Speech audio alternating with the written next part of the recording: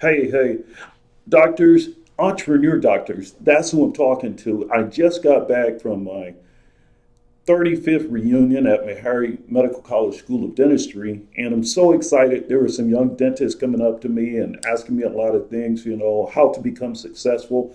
A lot of people have been asking me around, and now that I'm retired and I'm trying to do some mentoring, I want to get this message out there because I think that a lot of people are missing certain things because they don't fall into the process. So I'm going to give you the process, whether you want to believe it or not. I'm telling you, if you want to become wealthy and do it fast, just follow this. But let me start out. I'm going to do my little presentation. I'm pulling it together real quick because someone asked me. I was planning to do a full presentation and type it up and make it look pretty. But here's what I have. So if you check the screen here, like the four seasons of the year, life, they will come and go whether you're ready or prepared or not, whether you're participating or not. These seasons are going to come and go.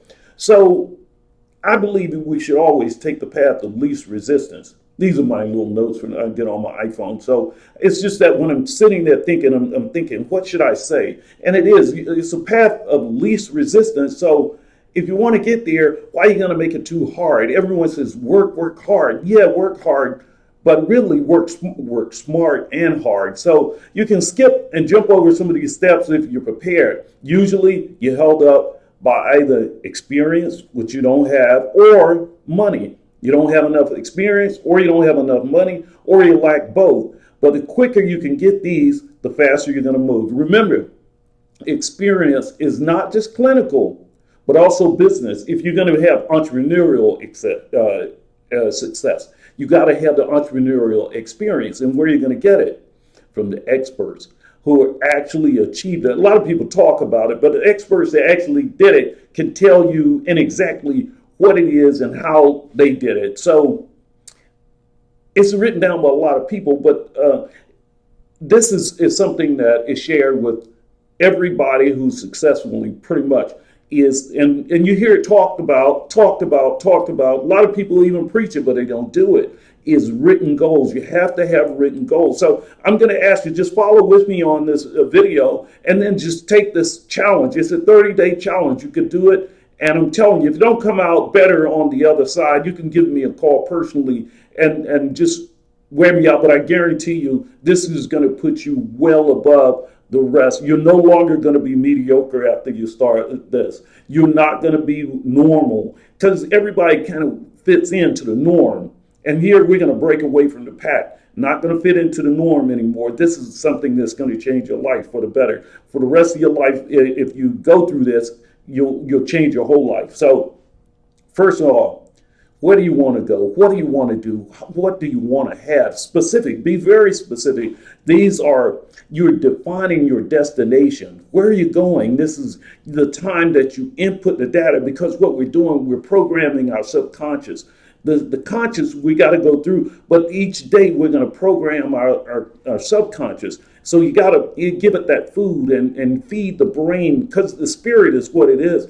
These bodies are just vessels. The spirit can control that. And you need to feed the spirit some things so that you can believe. And once you believe and you have that confidence to go out and do it, you're going to start that journey of 1,000 miles, and everything is going to fall in place for you once you start. But just sitting there waiting on all the lights to turn green is never going to happen. So I'm going to just tell you and direct you. And I didn't come up with all of this stuff on my own. I just studied, and I was showing some people earlier. I have these books, Lead the Field by Earl Nightingale. These were all cassettes.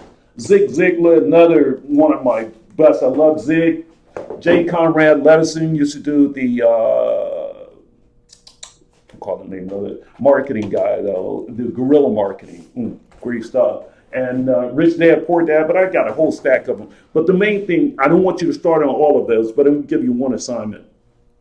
But this is another thing I run into a lot of times when I'm talking to doctors. And just a couple of days ago, I was talking to a doctor that wanted to be highly successful and get rich. But I asked her, kind of tell me about her model. I find that she's working alone. It's mostly low income, but she's not leveraging. And the only way you can get there, you got to either leverage other people's time and other people's money. But normally it's both. You have to borrow, you have to have other people working for you, and you have to manage the process. You're not going to get there just doing, so I'm going to prep X amount of teeth, I'm going to sell this. You can do well, but to get really rich, that's not a get rich model. You can get rich investing from that. You can make a lot of money and be, uh, I guess, fairly rich compared to everybody else. A dentist makes a lot of money anyway. So some dentists make a hell of a lot of money as employees, and sometimes that's a better route to go. So as far as the entrepreneurial thing, it may not be for everybody, probably not, because if it were, then everybody would be having entrepreneurial success. But the reason that you will have that is the same reason that you're here, because you're being guided, and everything is guided. So we're going to guide ourselves even more by using the process, and you're going to have to trust the process. But the question number one is the model that you currently have, is it a viable business model for getting there, And ask yourself this question just to go along with that. If your money stops every time you stop, you might need a better plan. So does your money stop every time you stop? You get up and go out of town for a week, your money stops? Or even when you're at home at night, does your money stop? Meaning you're not invested anywhere. Your money has to be making money when you're sitting down. And that's why you're doing the thinking of how to get other people. You want to leverage their time. I was just over at USC to the science exhibit, and they have this thing about leverage, and they have a Tacoma pickup, and there's this long lever and then a rope on the end. And they said a man could lift it because the amount of leverage that it has, you could take the rope and just pull on it and lift the truck. Leverage. Got to be able to leverage other people's time, other people's money. So, and when you're working on your model, could you do 100 of them? This is, even if you're only going to do one or two, the way I was taught is that you have to think, can I replicate it and do 100 of them? Now you have to think of systems so that you could say, yes, I could do 100 of them. Now you could get there. If you're only going to think of just one, you're probably not going to get that far. You can have a very successful office, but it's not a big entrepreneurial venture because you can't spread it out.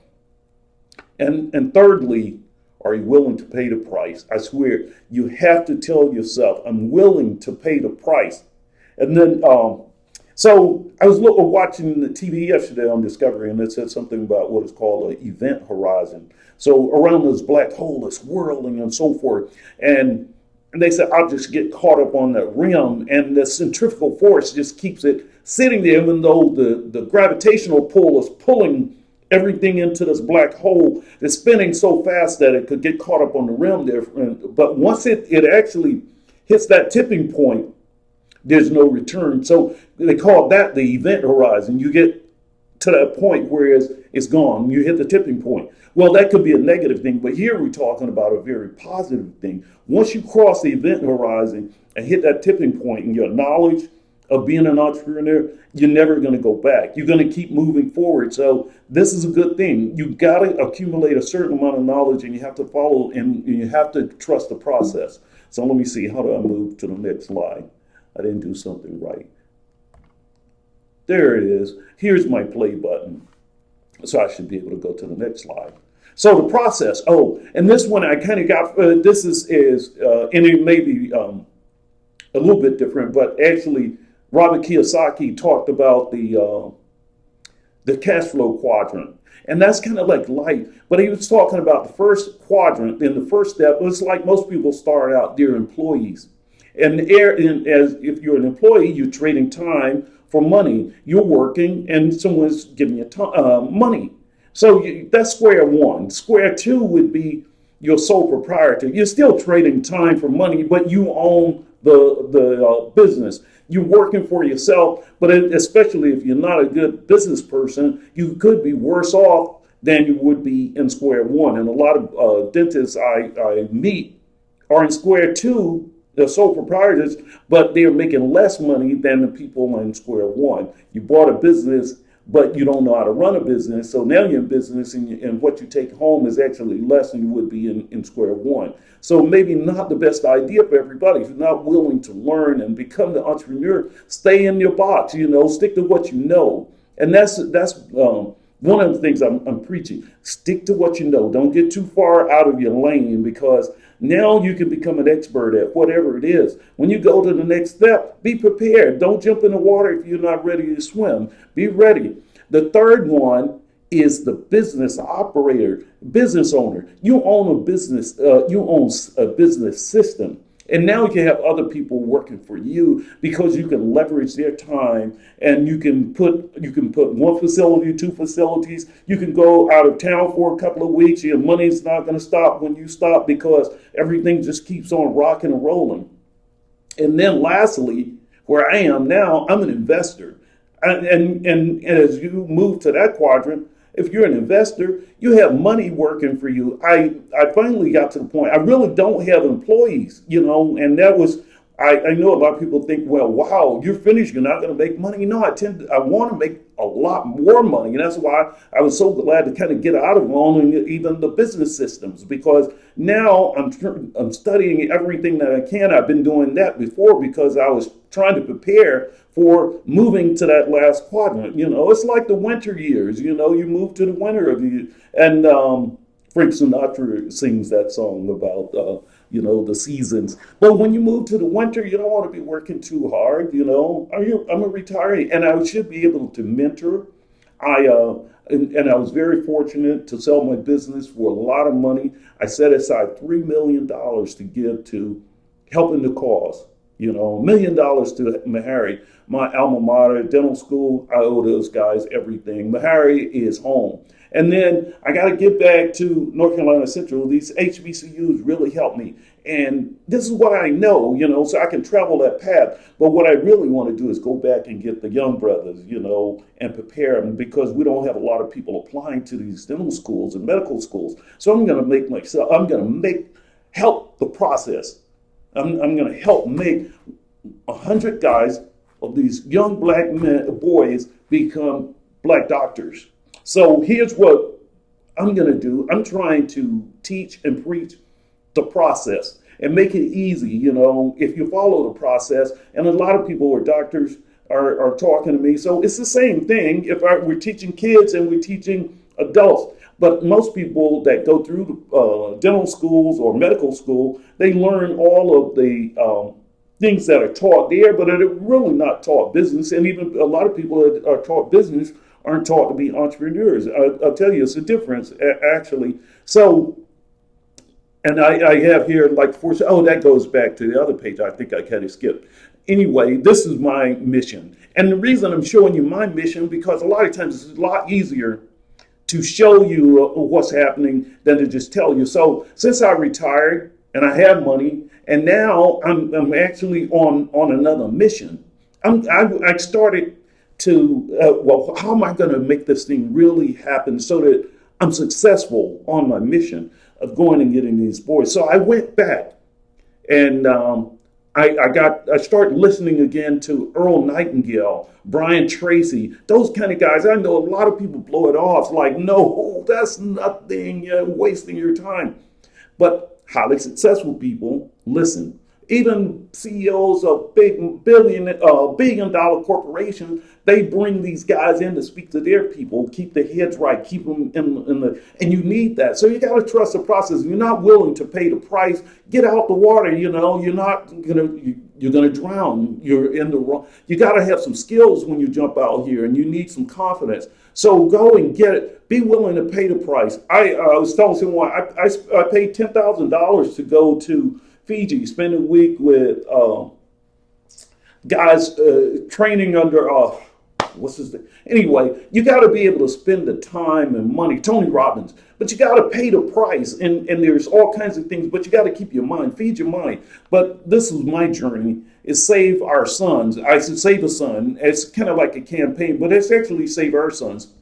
And in the what I want to tell them and anybody, whether it's a doctor, you're going towards your destination, but it's the process and who you become through the process, because you're going to become a different person on the other side. Trust the process and watch what comes out on the other side. That's all I have to say. I have a hypothesis that this will work for anything. So I'm going to try it, and you'll see what comes out on the other side with what I'm trying to do. I'm all confident that I can make these things happen.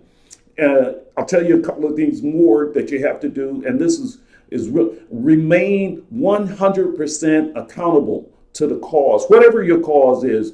Don't let anybody pull you off track, and you have to be able to say acceptable and unacceptable, and to yourself, and look yourself in the mirror and say this is unacceptable, and you damn sure need to be able to look at your employees and say this is unacceptable. And doctors, whomever you're talking to, your attorneys, your accountant, you have to be the one to be able to say unacceptable. Can't go with that. I need you to come back and do better, or I need to check you. And that's the kind of thing you have to do. But I'll talk a little bit more about that. So actually, what you're doing, you're just checking off boxes, and I'll get into more of that. You're checking off boxes for everyone. You're checking off boxes for yourself and those people who are reporting to you. You have, and that's why it's not a family and friends network, because then you start to give people passes, and you can't do that, because here's the thing. I like using this one. We're just passing through. So you're passing through on the way to your destination, and you're going all the way. Think about it like this. You're going all the way till the doors fly open for you. And you won't see that happen until you get there. You can go all the way and get into the parking lot and be sitting in the parking lot. The doors aren't going to open. When you go to the market or something, you're going to the market, you got to get out the car and walk up to about, 5-6 feet from the door. And then the electronic beam picks you up, and then the doors are open. I swear. I've been doing that all my life. You just got to keep going. The doors are open when you get there. You don't have to fight to force the doors open. They open when you get there. It's like, I've been waiting for you. Come on in.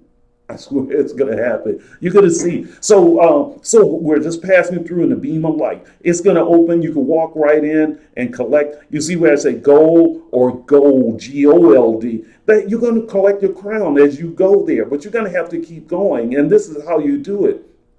And then you can celebrate. Once you get there, it's time to rest, prepare for your next assignment. And I was going to talk about Newton laws, but I forgot exactly what I'm going to say on that. It's now, but I do realize that it's my time now to send some people on their missions. I'm a mentor, and I want to help you on your mission.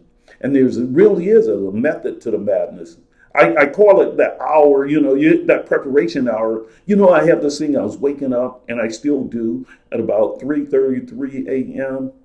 And that has some, I was saying, it goes to the pattern of the universe. If you study the Bible, you'll see that it's, 3 at 1, the whole pattern, everything is about those threes. The 333, and give you one you didn't know. I'm just throwing some things out there. I found this out, through my Bible class. Someone revealed it to me, excuse me. But anyway, the maxillary mandibular antagonist, number one, and hits with the antagonist number 32. All of the teeth in the mouth goes to 33. If you look at it, just count them, number 16 and 17, 30, 33. And it just keeps on going like that, because everything fits a pattern. And if you look at the tooth itself, the pulp, the blood, water, and the spirit, like the blood, the lymphatics, and the nerve, the three. In there, the 3 at 1, the blood, water, and the spirit. So there's 3, and there's also things in there about the spiritual significance, even the 666, like the 6-year molar, the 12-year molar, the 16, the wisdom tooth when 18, and then that's when it's supposed to be a man or grown. But you see how that the 666 can be. Anyway, that's another story. Keep going on this though. So you have to have a highly defined destination. You got to know where you're going. And most people, in anything that most people are, their destination, I'm going to work. See, and if you're going to work every day, if you don't have any destination beyond just going to work, then you're working on someone else's plan. Either you're working on your plan or you're working on someone else's plan. Mine is to have you working or somebody working on my plan because I don't work really for other people. I work at their job because I'm passing through. But my plan never has been to just work for anybody else. Always. That's why I chose dentistry because it offered that. At the time when I chose dentistry, it was dentists hung their shingles, and it was like a private business work.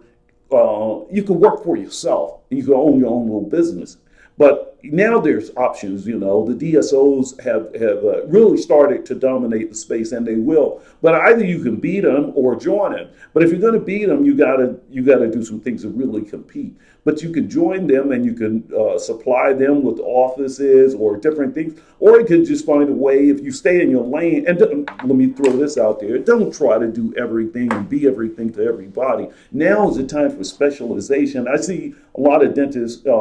Sometimes I ask them what they do, and they say, well, I do a little bit of everything. I think that's good if you're out there in a very rural area.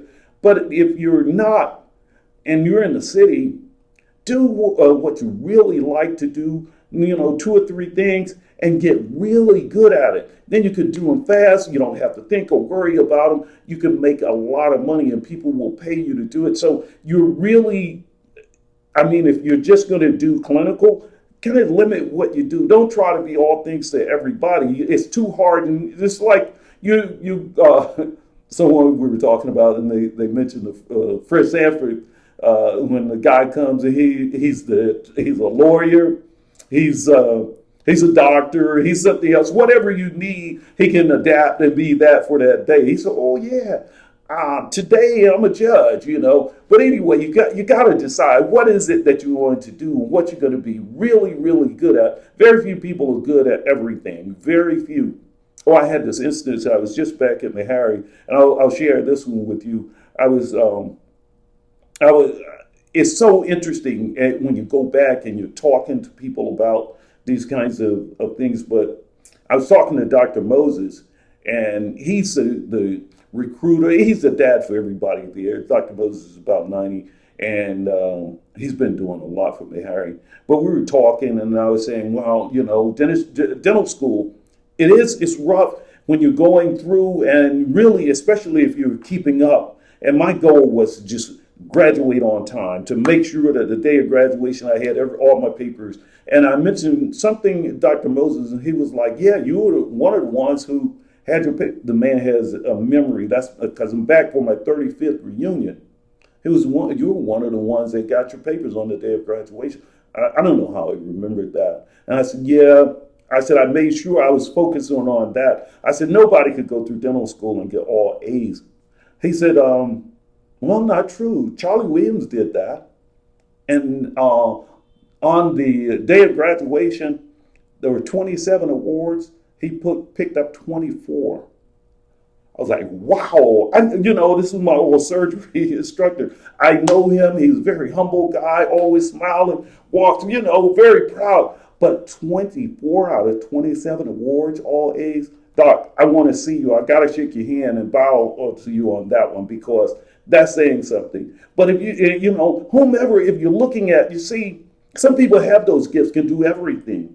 But I'm more a businessman. I like to say I'm a businessman. That's from North Carolina. So I heard some guys say I'm a businessman. So I do, and I pride myself on that. I'm an entrepreneur. Dentist, entrepreneur first, because I think I was that in my mind even before I became a dentist. And I want to leverage dentistry as my platform. And everyone, you need a platform to use. And dentistry is probably the best because it's so wide open. You can make a lot of money at this.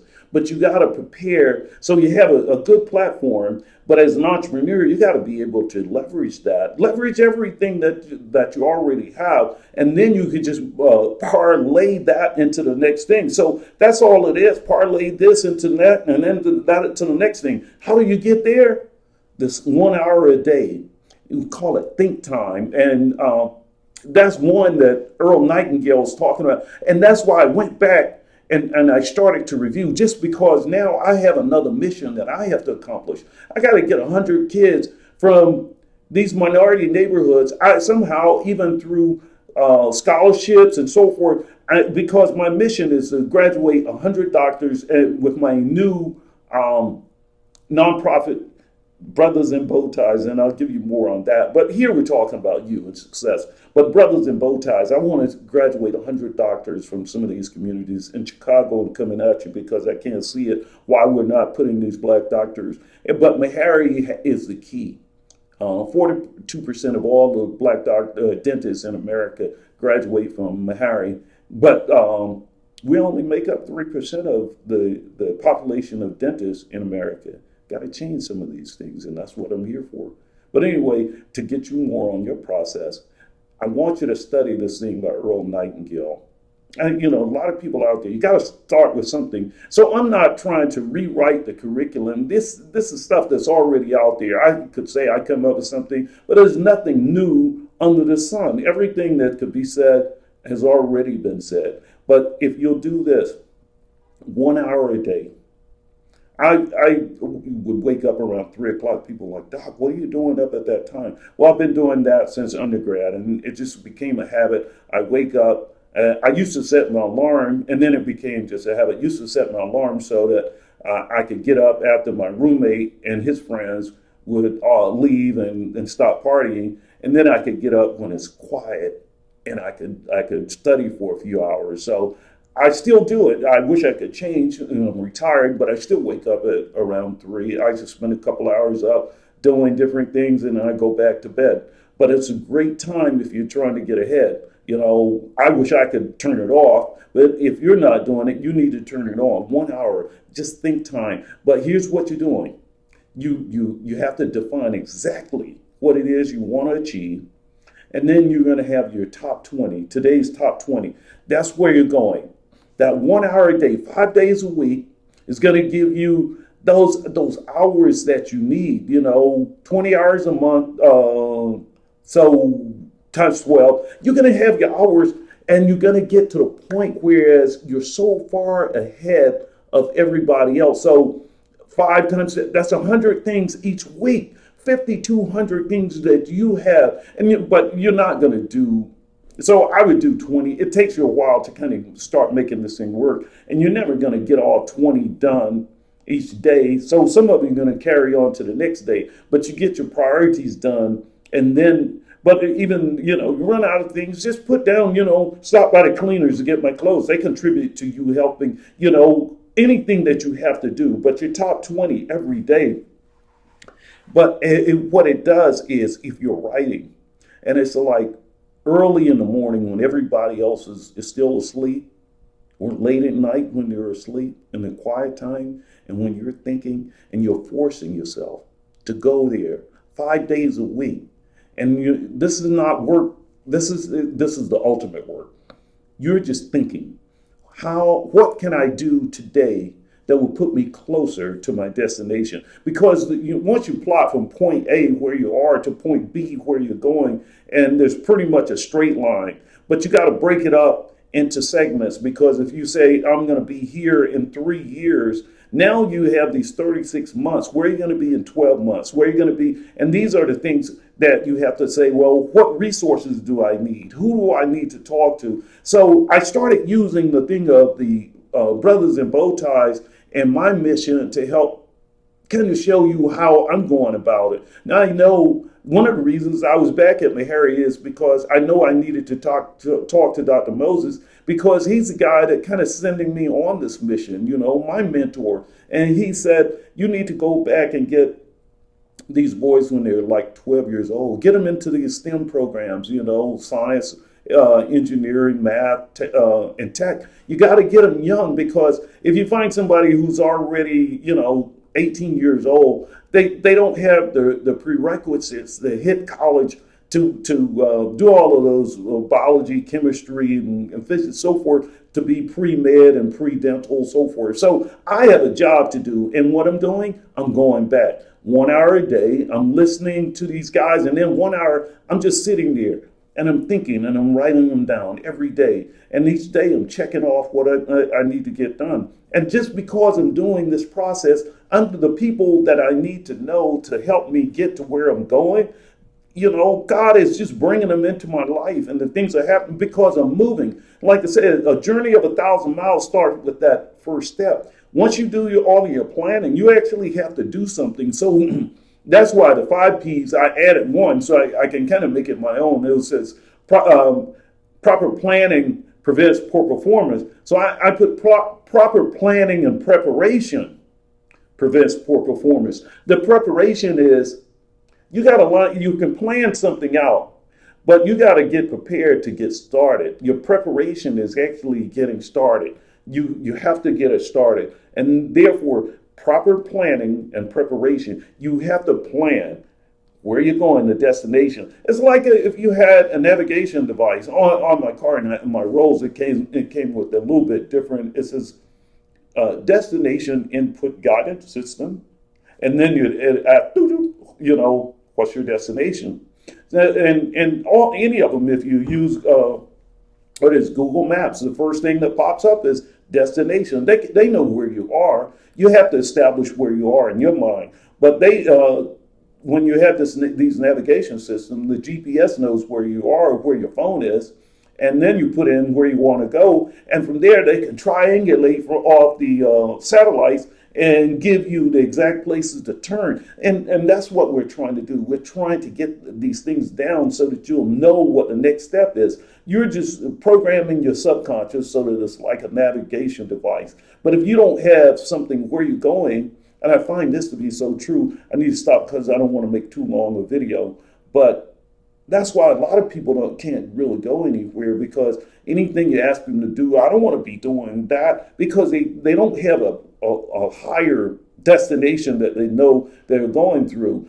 I've seen guys sit and not even work for years because they don't want what they call that shit job. But if you're going somewhere, like you're going to medical, dental school, whatever job, while I was in undergrad, washing dishes, cleaning bathrooms, it would always be myself and the African guys in the back, because everybody assumed that I was African for some reason.